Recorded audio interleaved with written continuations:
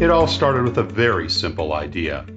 Tell the stories of how successful middle market CEOs made it to the corner office. I'm Brant Handley, founder and managing director of Resource Options International, or ROI. We're the USA's premier executive search firm focused exclusively on empowering middle market companies to attract, hire, and retain A players while transforming top executives' careers and lives. ROI's Into the Corner office is dedicated to discovering how middle market CEOs advance their career, and we're making these remarkable and sometimes quite unbelievable stories available to you for the very first time. Listen and learn about the challenges they've overcome, the interesting people they've met along the way, and the lessons learned that steered these executives' unique journey into a middle market corner office of their own. I know you enjoy these CEO stories as much as I've enjoyed recording them. So thank you for listening today. And if you like what you've heard, rate us on iTunes or wherever you get your podcasts. I'm looking forward to you joining me on the next great middle market CEO adventure into the corner office.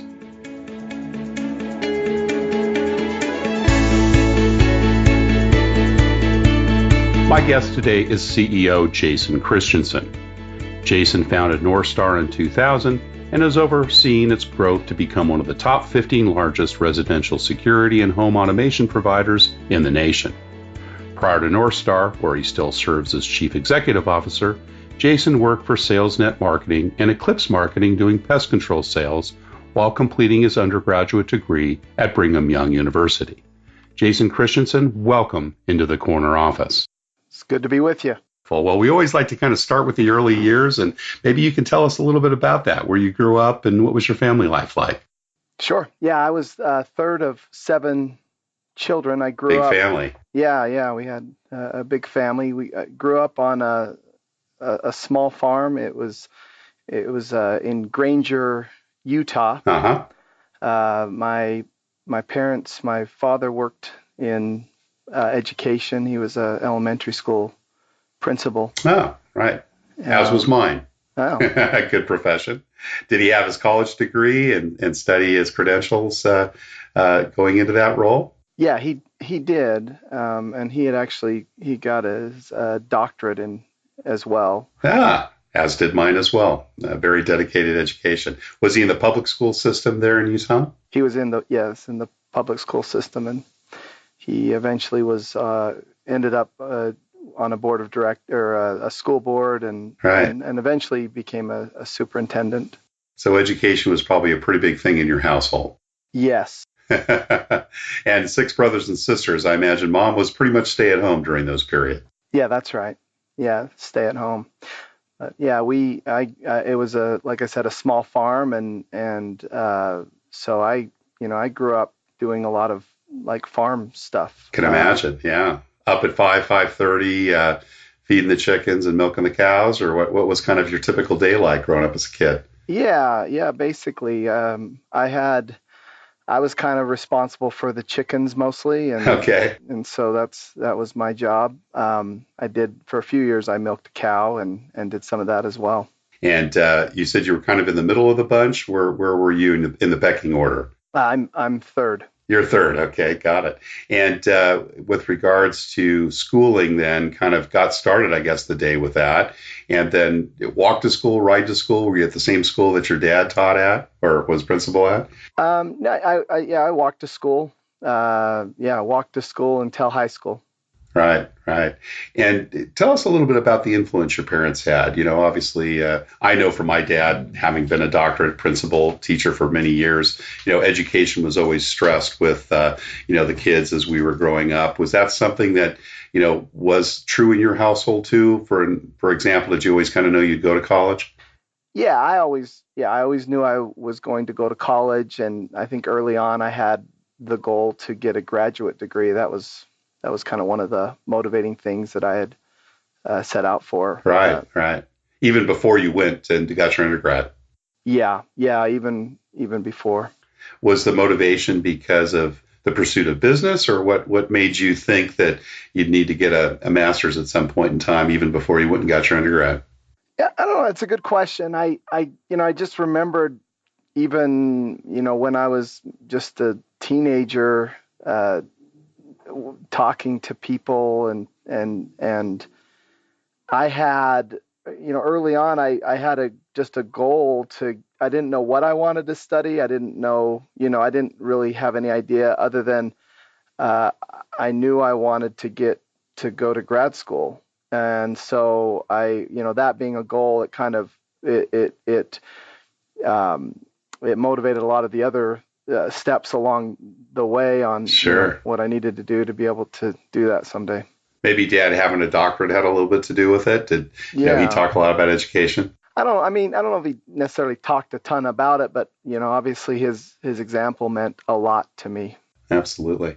Who are some of the other influencers in the early part of your life? Were there, uncles and aunts, grandparents, maybe a teacher in school or a coach that had an influence on you in those early years?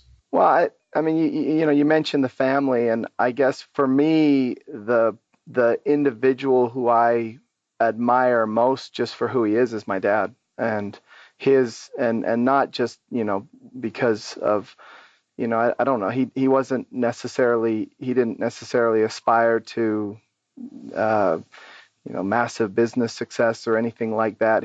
But just who he was, and when I think about the the values that I strive to live by, he was the example and probably the inspiration, I think, behind a lot of those. I mean, you talk about really kind of the NorthStar core values, but our first core value is integrity uh, and uh, and keeping commitments. And my my dad just was to me was just a perfect example of that. And he had this expectation around it. There was my dad was he was a bishop when I was really young, and In the temple, yeah. yeah, and he. But I remembered there was one experience that I always think about with this was when I was young. My friends and I, there was a dance that was going to be held in the church. There was a church dance, and so a lot of the kids from the school were coming over to the church dance. But it was going to be held in our church, and that hadn't happened before. And my friends and I had gone over, and they charged $1 to get into the dance at the front door. And we were walking around the church, and we noticed that there was a little window cracked open on one of the on the Right, side. I know where this is going. Right. So we hoisted each other up, and we climbed in, and so we climbed in through this window, and we were able to kind of get into the dance, and without having to pay. And so it was all fine and everything. The next day, my dad was he and I were driving, like we were running an errand to take some things out to the dumps or something, from the farm, and he was talking to me, and I remember this conversation. I always remember he said, I noticed you were at the dance, last night. He goes, I was actually at the front. I was at the front, at the front, At the door. letting people in, and I never saw you come in. And so it was kind of this moment of shame, and he was just really quiet, and I remember just saying, kind of in a really quiet voice, Dad, I snuck in to the dance, and he was just dead silent.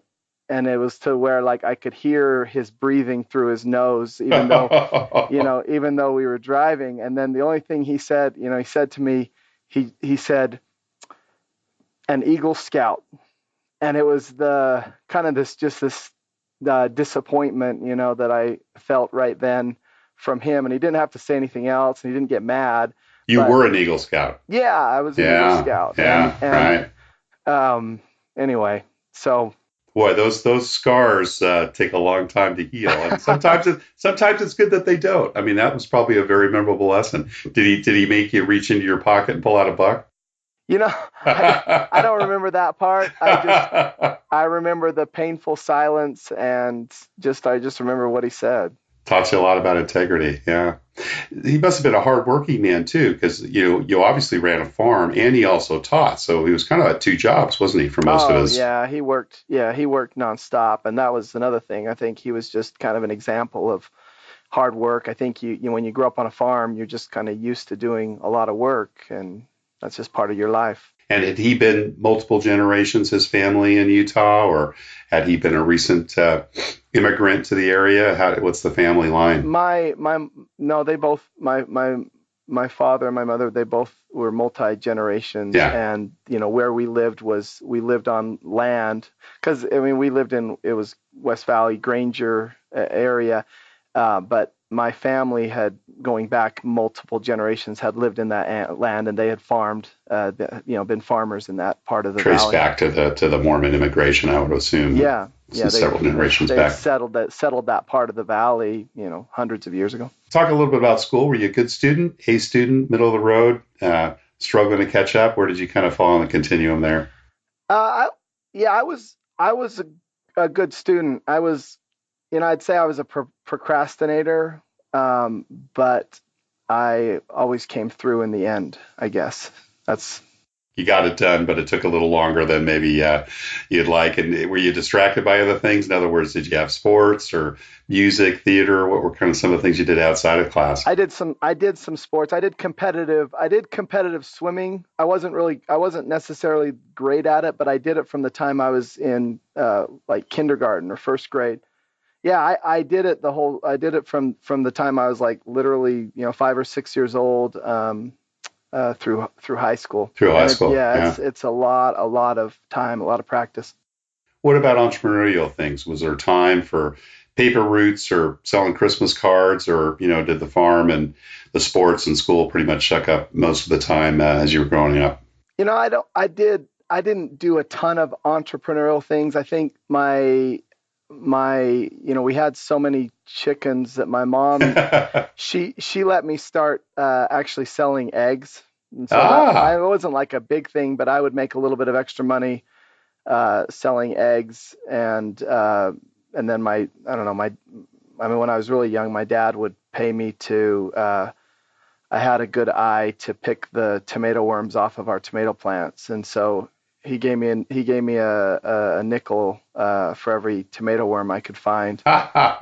collect those and then present them. That's great. Yeah. You mentioned about the chickens. We had a Missouri farm boy who became a CEO a couple of podcasts back, and he told us a story. I think it was in middle school or maybe it was high school, that he was given a hog and was basically told, "This hog is your college education." He looked at his dad and said, "What are you talking about?" And then over the course of those several years, he bred the hog, sold the hogs, saved the money, and that hog in the eventual family really became the savings that he generated for his college. So, what did you use to or what did you spend your egg money on? Was that something that you were encouraged to save? Is that something that you used for whatever uh, I don't want to use the word vices, but those things that you enjoyed Yeah, while I you were a mean, kid? it wasn't a ton of egg money, so it probably got spent at the gas station, Baseball cards or getting, gum and yeah, gum and soda probably. cool. And any jobs at all during the high school years and going into college? Anything flipping burgers or working retail, anything like that happened while you were in your latter high school and early college years? Yeah, my first job, I think I worked. I mean, when I was really young in elementary school, I actually helped my brother. He was did janitorial work, and I would go with him, and he gave me the crap jobs, like cleaning the toilets, like literally so I cleaned the bathrooms, and then he vacuumed, and I think he paid me $20 a month, I think, for that. This was older brother. Yeah, I had an older brother that it was actually his job, and then he paid me under the table, I think, $20. But my first, I think, normal, I guess, I don't know if this is a real job because I don't know how it was legal, but I worked at a scout camp, but I was paid $8 a day, and I would get up at, I don't know, 5 in the morning and took a bus across the valley, and then we would start walking up the canyon to work at this scout camp, and I did that all summer after my ninth grade year. Yeah, so that was during high school then. Yeah, I did that during high school. I was, I worked as a lifeguard, and I taught swimming lessons, and the best job I ever had was I worked at a movie theater. And when was that? Was that high school that as was well? high school, yeah. So I would work during the summer. I would work probably 14 hours a day. I would teach swimming lessons in the morning, lifeguard for a few hours, and then go work at the movie theater. And I liked to work. And was going to be BYU kind of a foregone conclusion? Is that where Dad went? I lived next door to my grandmother, and she always talked to me about. She said, are you going to go to the BY? And she called it the BY. The BY. But that was something that my family had talked about. I wasn't necessarily sold or dead set on going to BYU, but did you apply to other schools as an undergrad? I applied to some other schools. I received a scholarship from BYU, and it was the best opportunity at the time. Academic or sports? Academic. Yeah, nice, great. And how did you decide to kind of pick a major, and what was that? Honestly, I had no idea. I mentioned I knew I wanted to do grad school, and I thought I wanted to do MBA. I wanted to get an MBA. I didn't have any real sense on a major, probably. Well, at least not until I went to BYU for a year, and then I served a mission for 2 years. And then after I got back, sometime during that second year, I decided on econ. And it was really probably just I asked around and said what would be a good major if I wanted to go to MBA school. And a bunch of people told me econ. And you obviously did well, some summa cum laude, excellent results there. Would you mind telling us a little bit about your mission trip? Was it a 1 year, 2 year experience? Yeah, I served in Argentina. Oh, fantastic. Had you studied Spanish as undergrad, or were you thrown in the deep end? I think the way this works is I did like 3 years of Spanish when I was in high school. Yeah, junior high and high school. I think when you actually go into the MTC, I think you cover all of that in the first 2 weeks. Right. And right. then they tend to do an immersion, don't they? Yeah. And so literally 3 years of schooling was probably the first 2 weeks of the MTC. Right. Exactly. And then after that, it was all new. So were you dreaming in Spanish before you went down to Argentina, or did it? Not before. No. I think once you got down there. Yeah, it was probably maybe a year or so into it before that started. Yeah. Excellent. Cool. And were you in Buenos Aires? Were you down in rural areas? Where did they place you? It was a lot more rural. It was northern Argentina. It was called Salta, and I spent time in Salta and Tucumán and some of the provinces in the northwest. Anything that you'd like to share from those experiences, the couple of years abroad? It must have been an eye-opening experience, particularly being in that part of the world and rural and the different language and culture.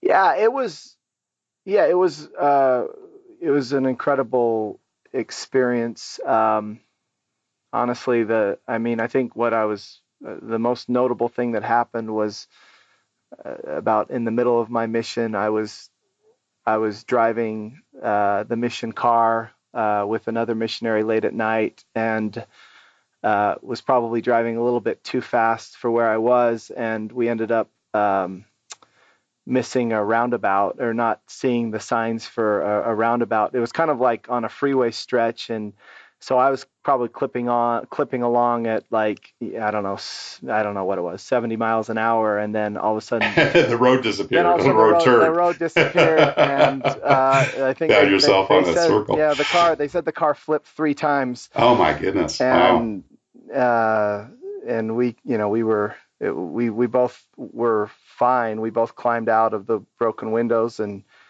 walked away from it miraculously. But that was one of my what I became notorious for in my mission. Oh, you had some protection going on that night, huh? No question about it. And so you came back and got your undergrad. Did you go straight to MBA school then at BYU, or did you work in between undergraduate and your graduate program? I worked in between. I did. What was that first job?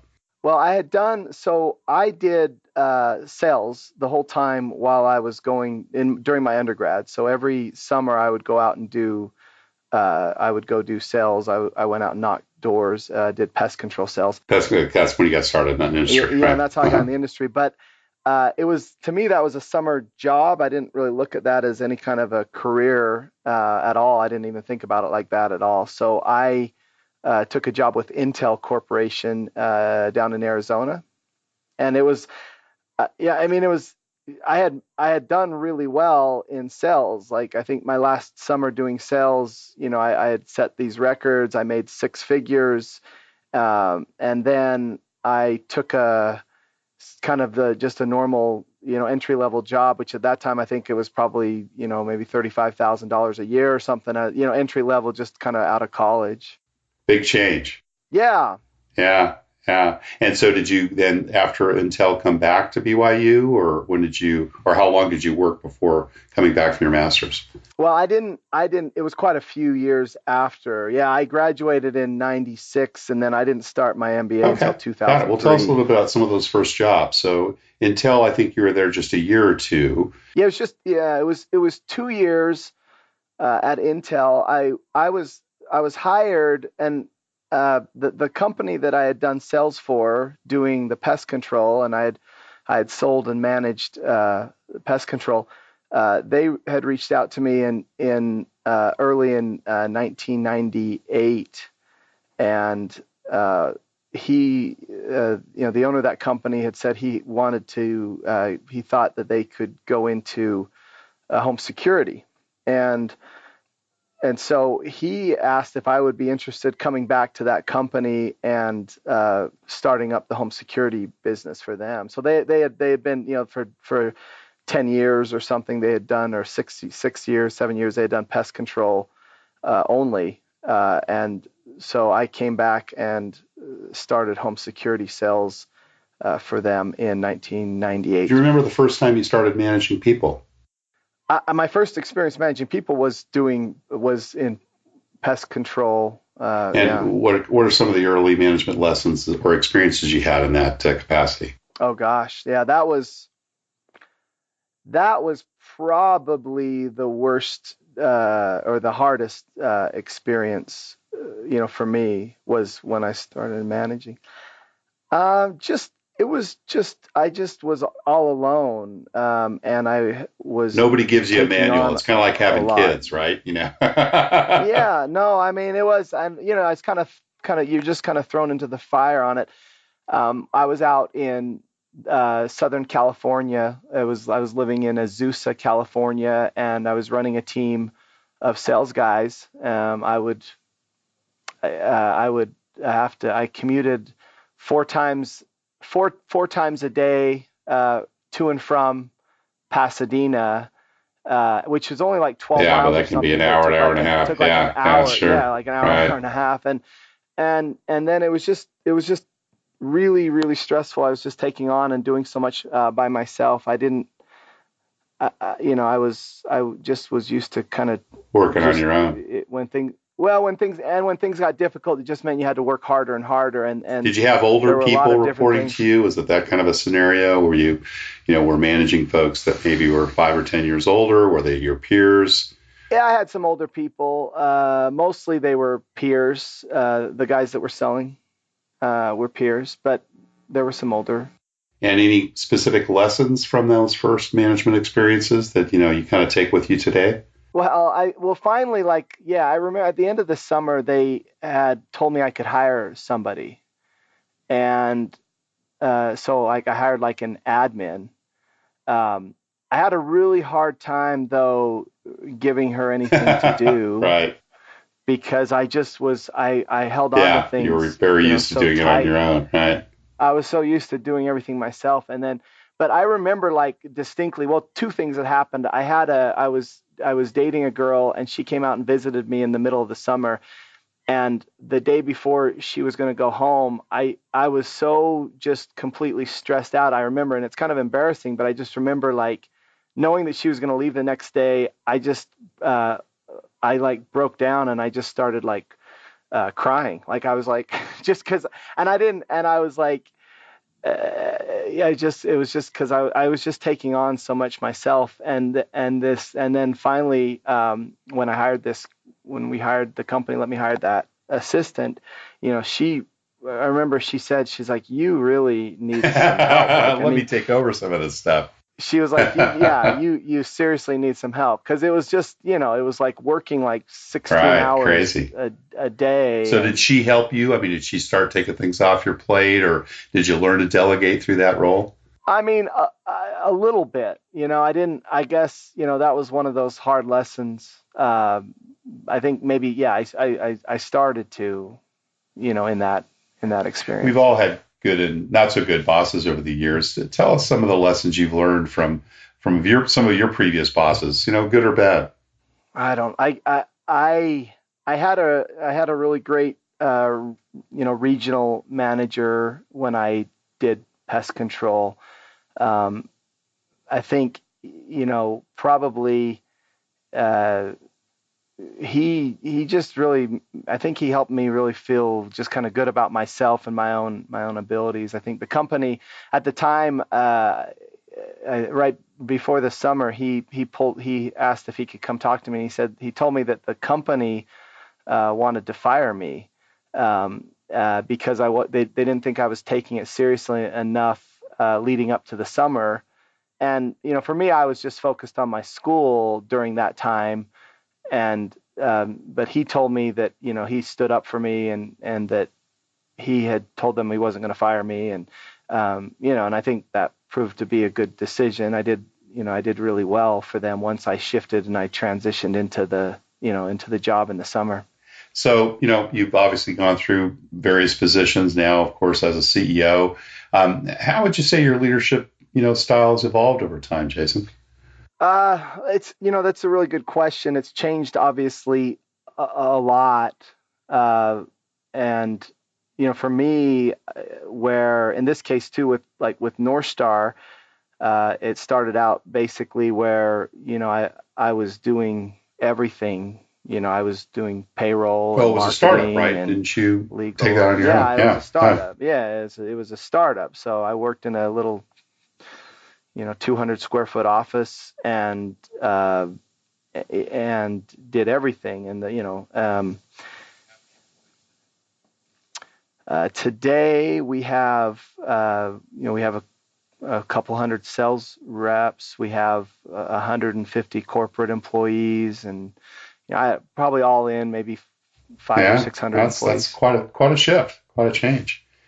And so, kind of going from doing everything, how did you learn to, kind of evolve into that CEO where, you delegated and obviously had to deal with people with different styles? I mean, I had to learn it. Like I feel like I've tried to study a lot about that and leadership. It didn't necessarily, I don't know that I was necessarily a natural at anything per se, but other than I was good at learning how to do things and change. And I've had to change. I mean, I would say when you go back to those early days, I had to do everything, and I was probably kind of a control freak. But I don't think that's how I would be described today. When do you decide, when it's time to micromanage or stay out of your employee sandbox? Do you kind of go in and out on that, or do you pretty much try to give people enough, leash to run out on their own? Well, I don't know that I don't, go into micro. I mean, I think micromanaging that's something you stay away from. Going to work. Yeah, it's just not. It's not a long-term, solution. So I think if I end up in that situation, maybe that's not the right person in that role. Doesn't last very long. What about building a company culture? You've worked for some great companies before. You obviously have gone from larger size to your startup, and of course then have grown that successfully. How important is company culture, and what are your thoughts on building one? Yeah, I think that company culture is absolutely essential. I think I look around and I think in our industry, I saw a lot of companies that I guess in my perspective, they didn't really have a soul. They just were kind of like, and I think that culture has to be very deliberate. So I'm glad, we just when NorthStar was founded, we established and defined certain core values that were going to govern and describe the behavior that was expected, and we had a defined mission statement. But then it's not just having those things; it's actually making that a part of the conversation, and it has to be talked about all the time. And it has to be, in this case, it has to be part of everything you do from when, somebody's brought into the organization right from the get-go, and then, and all of the training and, to where that, for those things, I guess that's, for it to become a deliberate thing, there's a lot that has to go into that. Jason, what would you say is unusual or perhaps unique about NorthStar's culture?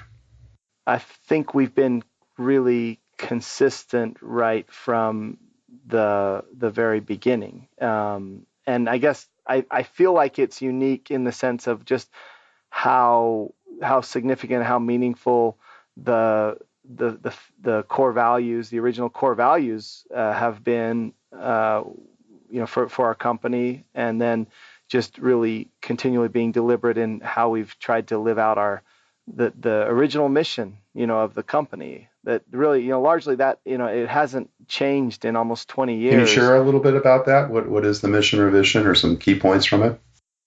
Well, yeah, the core values are the same. You read them in the introduction. It's not so much those. I think for us, it's not necessarily the words themselves, but it's the definition that we give to each of those principles, because that's what really is what describes the behavior that's expected.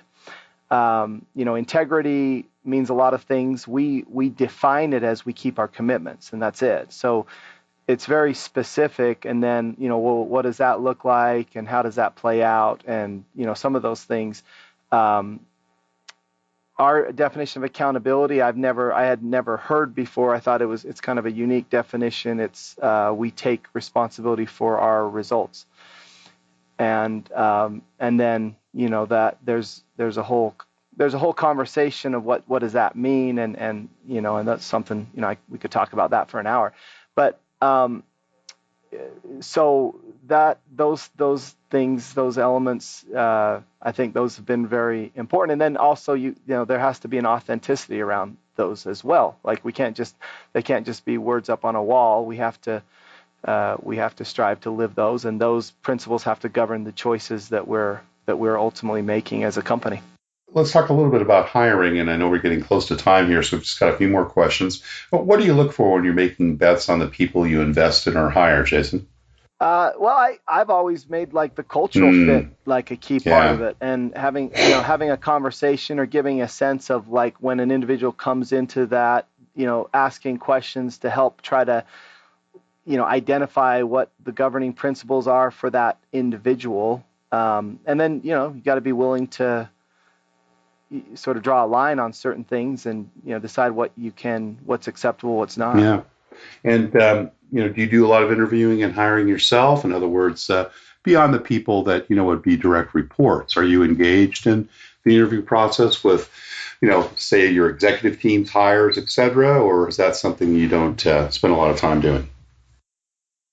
No, I don't do a lot of hiring today personally, but I am engaged in wanting to just the process itself, and how how we're going about selecting the right people. So I work with our HR and with the other managers who are doing that. Yeah. And if let's say there's someone that's maybe not a direct report, but maybe one of your key people, maybe your head of sales is hiring a top salesman. It's got an important area. It's an area in which you obviously have some interest in. If you only had maybe 5 minutes or so to interview that person, what kind of questions would you ask them?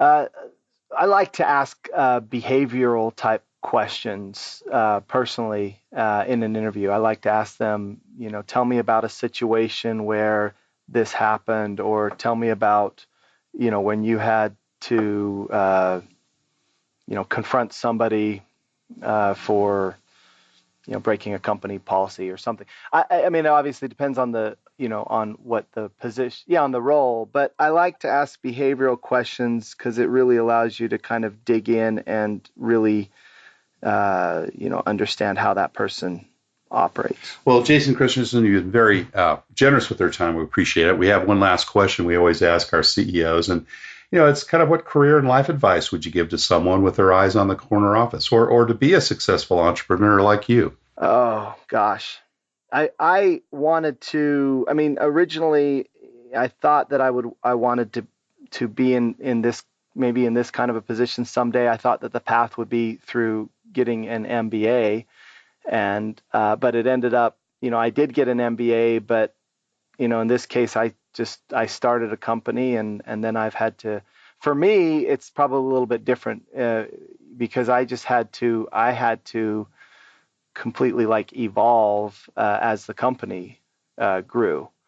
So I would say, my path, I don't know how common that is of a path, but I mean, my advice would be either way, it was still doing the same things. I mean, I worked my tail off when I went to school, and I got good grades, and I knew I could, and I qualified to be able to go to a top, MBA program. And I think a lot of those efforts and things, my career took a little bit of a different path than I had originally planned, but a lot of that hard work still contributed to, to being able to step into this role.